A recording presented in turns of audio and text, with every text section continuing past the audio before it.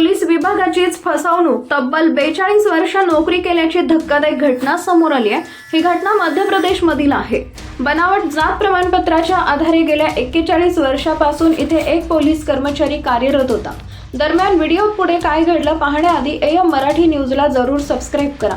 Police खात्यात रुजू होऊन 23 वर्षांनंतर आरोपी हवालदार विरुद्ध बनावट जात प्रमाणपत्राबाबत तक्रार प्राप्त झाली। याबाबत न्यायालयीन कामकाजासाठी 12 वर्ष लागली। अशा प्रकारे 41 वर्षांनंतर आरोपी हवालदाराने पोलीस खात्याची फसवणूक केल्याचं सिद्ध झालं।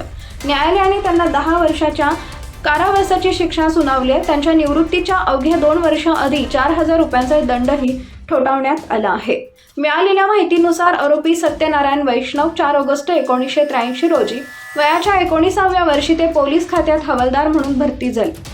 23 वर्षांनंतर 6 मे 2006 रोजी इंदूरच्या छोटी ग्वाल्टोली पोलीस ठाण्यात तक्रार प्राप्त झाली की आरोपी कॉन्स्टेबल सत्यनारायण वैष्णव याने बँच नंबर 1263 बनावट जात प्रमाणपत्राच्या आधारे नोकरी करत आहे। यासोबतच तपास अहवालही देण्यात आला।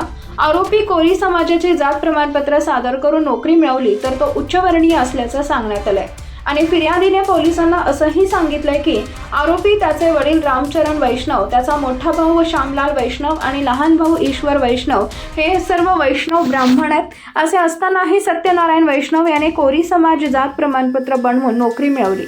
गुन्हा दाखल झाल्यानंतर पोलिसांनी 6 वर्ष तपास सुरू ठेवला।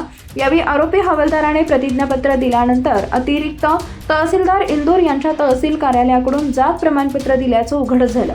त्यात आरोपीची जात कोरी समाज असं नमूद करण्यात आलंय। तपासात साक्षीदार व जबाबाच्या आधारे आरोपी सत्यनारायण वैष्णव याने बनावट आधारावर नोकरी मिळवून देण्याच्या उद्देशाने जात प्रमाणपत्र तयार केल्याचंही निष्पन्न झाले।